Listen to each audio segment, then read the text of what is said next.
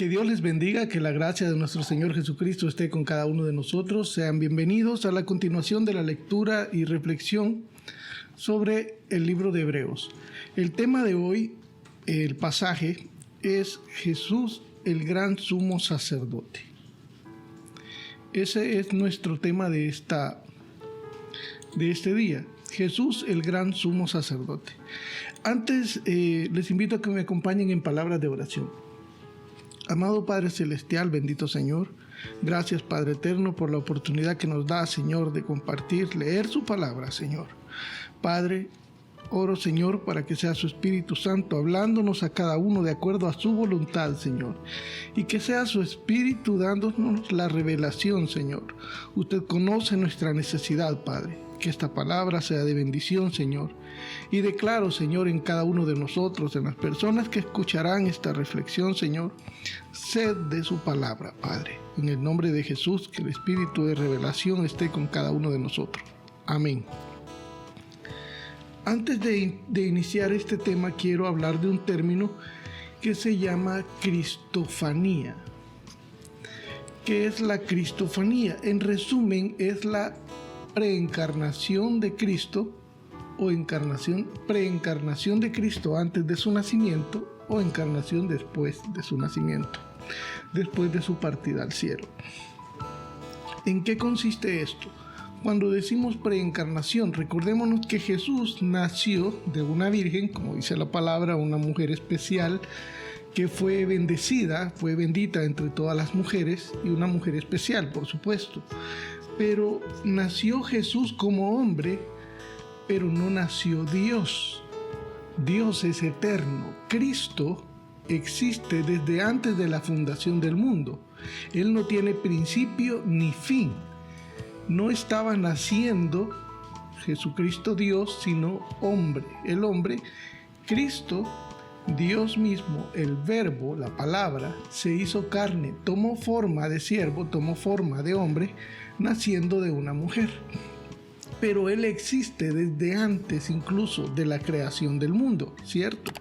Entonces, desde antes de la creación del mundo y desde antes de su nacimiento, a través de María, desde antes de su nacimiento como niño, Cristo había tenido algunas apariciones en la palabra de Dios, en la historia del hombre. Se le había aparecido a muchos, se le apareció a Josué antes de entrar a Jericó. No era un ángel el que se le apareció a Josué, porque cuando era un ángel y las personas se arrodillaban, el ángel les decía, como le dijo a Juan, no te arrodilles, yo soy un consiervo, yo soy un siervo igual que tú. Estoy parafraseando, pero cuando Josué se encuentra con el ángel de Dios, con Dios mismo, y se arrodilla, la instrucción no es que se levante, que no adore, que solo adore a Dios, sino que la instrucción es la misma que a Moisés. Quita el calzado de tus pies, porque el lugar que pisas santo es. La instrucción fue esa porque era Cristo mismo, Dios mismo. Vemos algunos ejemplos en el Antiguo Testamento, como cuando el Señor se le apareció a Moisés a través de una zarza, cuando con Abraham el Señor lo visitó con forma de hombre. No era la gloria de Dios, no era Dios mismo, era Dios haciéndose hombre. Y vemos un caso de la aparición de Cristo como rey y sumo sacerdote a través de Melquisedec. Y esa es la cristofanía en la que vamos a enfocar nuestro estudio, teniendo eso en contexto para la lectura, la mejor comprensión de esta lectura de Hebreos capítulos 4 y 5, en el pasaje Jesús, el gran sumo sacerdote. ¿Quién era este Melquisedec? Para ponernos en contexto del tiempo, Abraham es antes de Israel, ¿sí? Todavía no había nacido Jacob. Jacob no había nacido, por lo tanto no existían las tribus de Israel, no existía la tribu de Leví, no existía Moisés todavía, ¿sí? Entonces, más adelante vemos en la aparición de las 12 tribus, cuando las 12 tribus son formadas de los lomos de Jacob, de Israel, nacen, los hijos de Jacob nacen las tribus de Israel, y el Señor establece en las tribus de los reyes, que es la tribu de Judá, y la tribu de los sacerdotes, que es la tribu de Leví. Aarón era de la tribu de Leví y fue el sumo sacerdote puesto por Dios con llamado santo. Y la tribu de Leví fue destinada para eso. Entonces tenemos una tribu de reyes, que era la tribu de Judá, y la tribu de sacerdotes, que era la tribu de Leví. Entonces, un rey no podía ser sacerdote y un sacerdote no podía ser rey. Pero hay uno que sí es rey y sumo sacerdote, nuestro Señor Jesucristo. Y Él hace una cristofanía, una aparición en el Antiguo Testamento como rey y sacerdote. Les invito a que me acompañen a leer Génesis capítulo 14, versículos del 17 en adelante. Leemos la palabra en el nombre del Padre, del Hijo y del Espíritu Santo. Cuando volvía de la derrota de Kedorlaomer y de los reyes que con él estaban, salió el rey de Sodoma a recibirlo al valle de Sabe, que es el valle del rey. Abraham venía de esta lucha y salió a su encuentro el rey de Sodoma. Ese es un rey. Entonces Melquisedec, esta es otra persona, aquí entra Melquisedec, rey de Salem y sacerdote del Dios Altísimo, sacó pan y vino. En el versículo 18 quiero que pongamos atención en esto. Melquisedec, rey de Salem y sacerdote del Dios Altísimo. Rey y sacerdote. Y en la Biblia no vemos el origen, ni el principio, ni el fin de este personaje, porque es Cristo mismo, una preencarnación de Cristo, este rey y sacerdote. Versículo 19. Y le bendijo diciendo: bendito sea Abraham del Dios Altísimo, creador de los cielos y de la tierra, y bendito sea el Dios Altísimo que entregó tus enemigos en tu mano. Y le dio a Abraham los diezmos de todo. Por supuesto que este rey y sacerdote era superior a Abraham, porque Abraham le entregó los diezmos del botín a él. Entonces, teniendo esta referencia, ahora empezamos la lectura de Hebreos capítulo 4, versículo del 14 en adelante. Leemos la palabra de Dios en el versículo 14. Por tanto, teniendo un gran sumo sacerdote que traspasó los cielos, Jesús el Hijo de Dios, retengamos nuestra profesión, porque no tenemos un sumo sacerdote que no pueda compadecerse de nuestras debilidades, sino uno que fue tentado en todo según nuestra semejanza, pero sin pecado. ¿Cómo fue esto posible?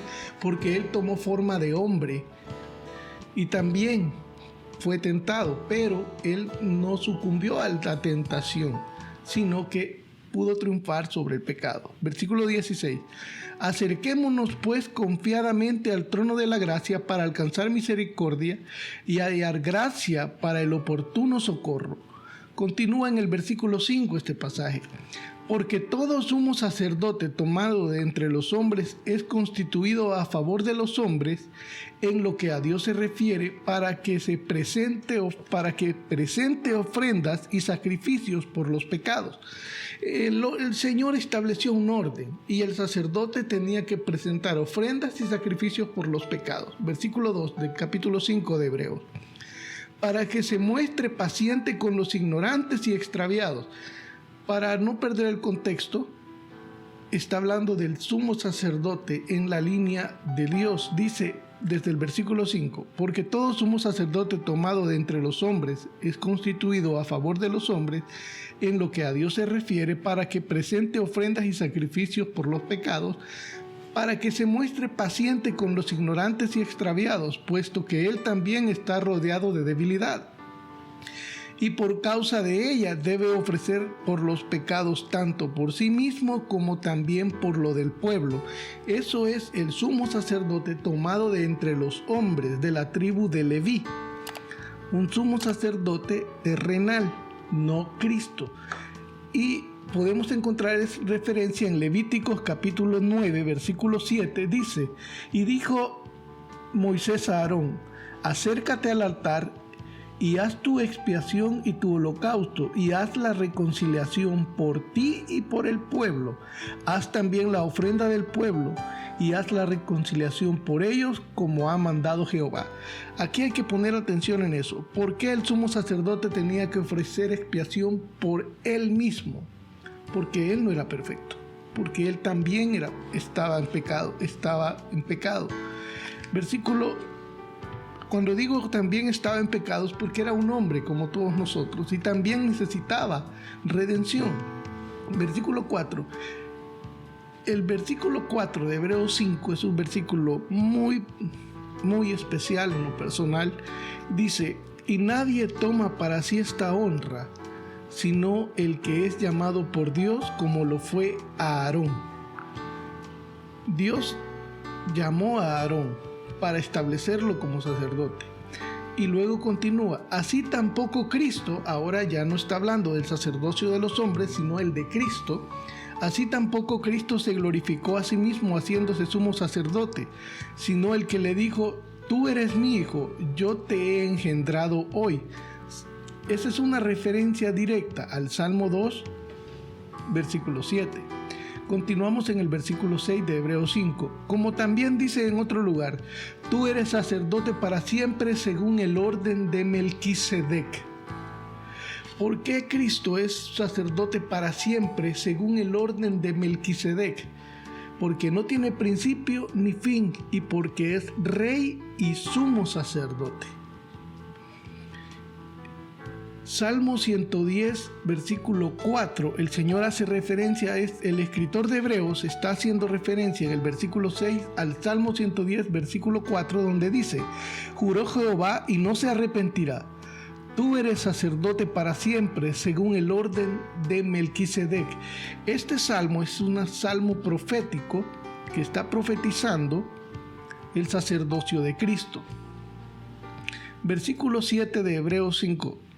Y Cristo, en los días de su carne, ofreciendo ruegos y súplicas con gran clamor y lágrimas al que podía librarle de la muerte, fue oído a causa de su temor reverente.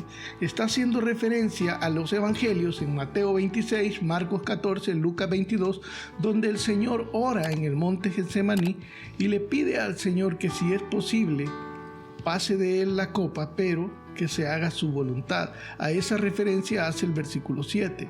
Continuamos en el versículo 8. Y aunque era hijo, por lo que padeció, aprendió la obediencia. Y habiendo sido perfeccionado, vino a ser autor de eterna salvación para todos los que le obedecen.